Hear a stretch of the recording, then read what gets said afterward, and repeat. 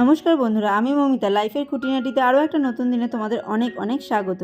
আজকে না এই স্ল্যাপের এই জায়গাটা খুব ভালো করে পরিষ্কার করে নিয়েছি। আর এই যে ঝুড়িটা দেখতে পাচ্ছ, এখানে আমি বাসনকোসনগুলো উপর দিই, সেইটাও একটু ভালো করে পরিষ্কার করে নিয়েছি। রোজ কী বলো তো, এখানে বাসনগুলো উপর দিতে দিতে জল পড়ে, তারপর বাইরের থেকে ধুলো আসে, যার ফলে না এই জায়গাটা বেশ কাদা কাদা হয়ে যায়।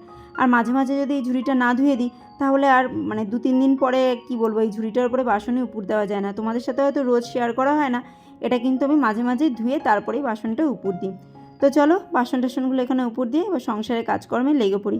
বেশ অনেক দিন হলো পরিপাটি সংসারের কাজকর্ম নিয়ে তোমাদের কাছে চলে আসি না। তো আজকে ভাবছি একটু সম্পূর্ণ দিনটা তোমাদের সাথে শেয়ার করব। তো দেখো আজকে রান্না হবে হচ্ছে গাঁঠি দিয়ে চিংড়ি মাছ দিয়ে, আর হচ্ছে সয়াবিন, আর ওখানে আলু, সয়াবিনের যা মশলা সমস্ত কিছু কেটে কুটে রেডি করে নিয়েছি। আর গাঁঠি দিয়ে চিংড়ি মাছটা কিন্তু বেশ অনেক দিন পর আমার বাড়িতে হচ্ছে।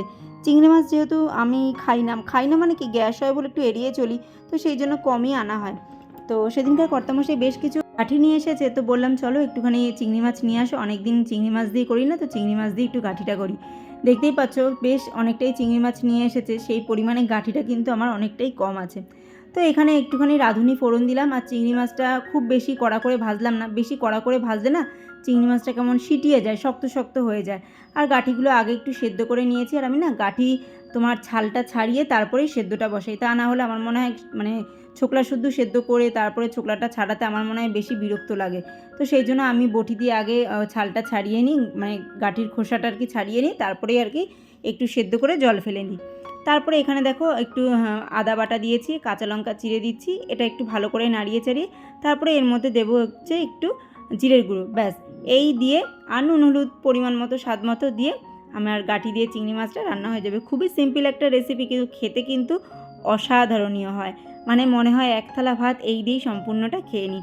আমার মেয়ে মাছ খায় না, তোমাদেরকে তো বলি, কিন্তু আজকে গাঁঠিটা খেয়ে খুব প্রশংসা করেছে। কারণ একটাই, যেহেতু গাঁঠিটার মধ্যে চিংড়ি মাছটা পড়েছে, তো তার জন্য তার স্বাদটা কিন্তু অনেকাংশে বেড়ে গেছিলো। দেখবে এমনি রান্না করলে একটা অন্যরকম স্বাদ হয়, আর চিংড়ি মাছ যে কোনো তরকারিতে দিলেই কিন্তু তার স্বাদটা পাল্টে যায়।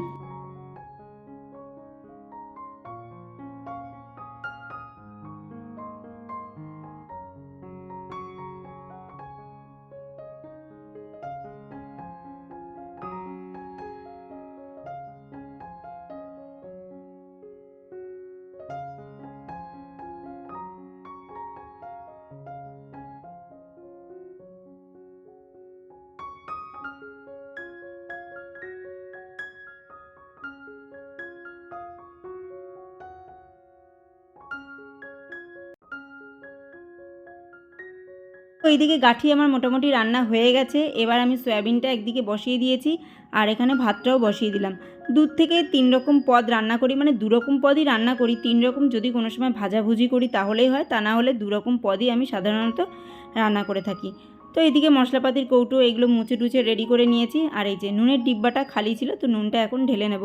যেদিনই নুনের ডিব্বাটা খালি হয়েছে সেদিনই আমি কৌটোটা ধুয়ে দিয়েছি। আমি সবসময় এমনটাই করি, যখন কোনো জিনিস খালি হয়ে যায় কোনো কৌটো থেকে, সেই যে কৌটোটা ভালো করে ধুয়ে নিই, তারপরে আবার ওই কৌটোতে সমস্ত জিনিসপত্র রাখি। তাহলে কী হয় বলো তো, ওই যে তেল চিটচিটাটা অনেকটা কম হয়। এই শিক্ষাটাও কিন্তু আমি আমার শাশুড়ি মায়ের কাছ থেকেই পেয়েছি। ওনাকে দেখতাম যখন কোনো চিনির ডিব্বা কিংবা নুনের ডিব্বা কিংবা কোনো কিছু আর কি খালি হতো, তখন উনি সেটাকে ধুয়ে উপুর করে রেখে দিত, তারপরে যখন শুকাতো তখন গিয়ে আবার মশলাপাতি ঢালতো।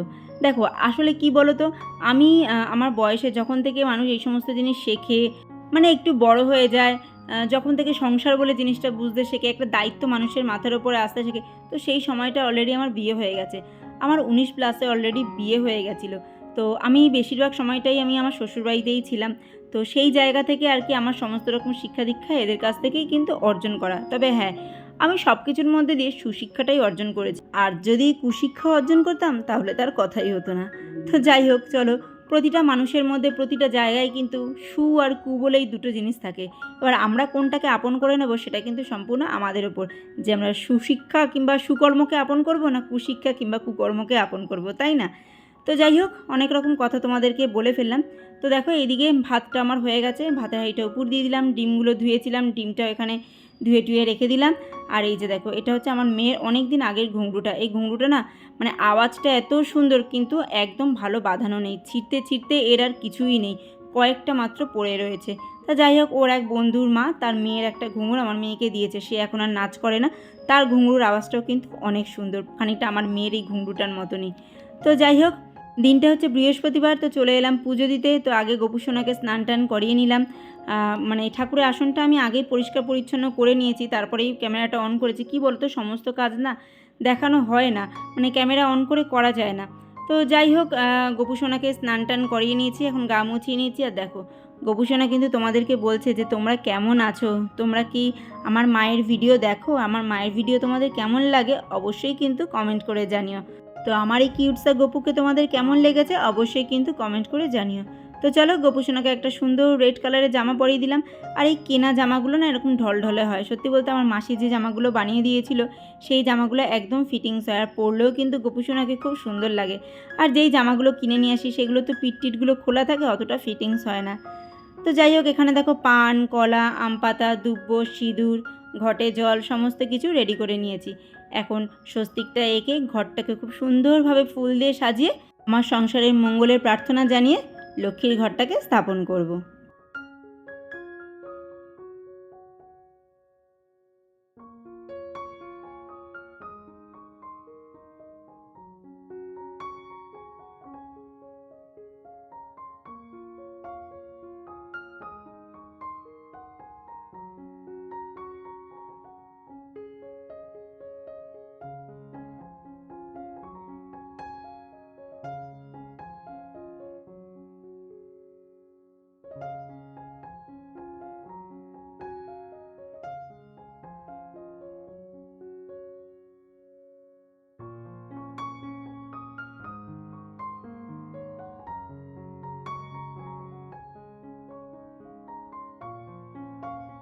এর আগে অনেকেই আমাকে বলেছো তোমরা যে ঘটে কলা দেয় না, কিন্তু আমার বাড়িতে যারা গুরুজন আছে তারা বলেছে না ঘটে কলা দেওয়া যায়। আমাদের এখানে প্রতিটা ফুলের দোকানে কিন্তু প্রচুর এই সময় এই কাঁঠালি কলা বিক্রি হয় বৃহস্পতিবার করে ঘটে কলা দেওয়ার জন্য।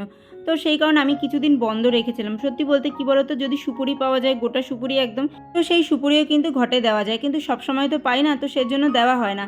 তো কিছুদিন এরকমভাবে চালানোর পর ঠিক করলাম যে না, আমরা তো কলা দিয়ে এসেছি আর বাড়ির বড়রাও বলছে দেওয়া যায়, তো সেই কারণেই ঘটে কলাটা দিচ্ছি। আর আমি পানের খিলি করতে পারি না, তো সেই কারণে আমি ঘটের ওপরে ওই কী বলে পানটাও কিন্তু দিয়ে দিই। তো যাই হোক, এইভাবে আর কি লক্ষ্মীর ঘরটাকে সুন্দরভাবে সাজিয়ে নিলাম। তোমাদেরকে তো এর আগেও বলেছি আমার এই বৃহস্পতিবার সুন্দর করে লক্ষ্মীর ঘর সাজিয়ে সেটা স্থাপন করতে খুব ভালো লাগে। পাঁচালি পড়তেও ভালো লাগে, কিন্তু এখন সময় বিশেষে পড়ে উঠতে পারি না। মানে পুজো আচ্চা করতে করতে এতটাই বেলা হয়ে যায়, তখন মেয়েকে খেতে দেওয়া কিংবা নিজের একটা খিদে পেয়ে যায়, কর্তামশাই বাড়ি থাকে, তো সেই করে লক্ষ্মীর পাঁচালি পড়া হয় না। সন্ধেবেলা যে পড়বো সেটার তো সময়ই হয় না।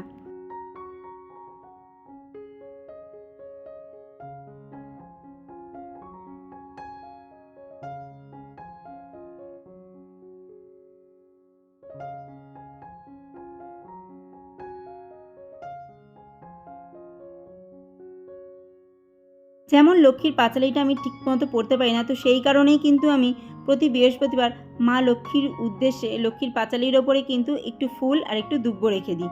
আর এদিকে দেখো, বাইরে এত হাওয়া দিচ্ছে যে আমি মোমবাতিটা ধরাতেই পারছি না। আসলে আজকে প্রদীপের সলতেটা একদম শেষ হয়ে গেছে, খেয়াল করিনি, তো সেই জন্য ধরাতে পারিনি।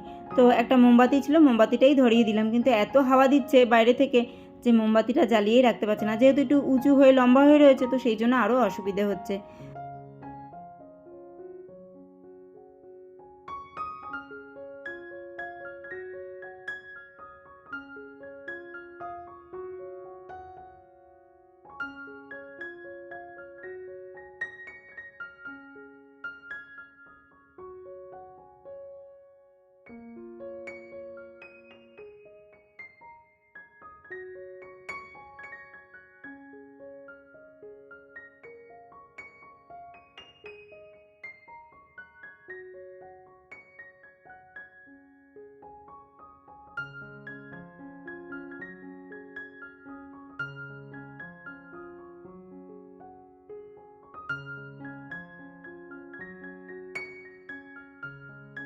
তো চলো, আমার পুজো মোটামুটি কমপ্লিট। আর আজকে যেহেতু বৃহস্পতিবার, তো সেই জন্য স্পেশাল ট্রিটমেন্ট।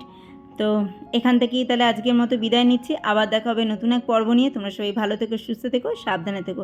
আর আমার ভিডিওটা তোমাদের যেমনই লাগুক না কেন, ছোট হোক বড় হোক, একটা কমেন্ট করে অন্তত জানিও যে তোমরা আমার পাশে আছো, ব্যাস তাহলেই হবে। চলো, টাটা।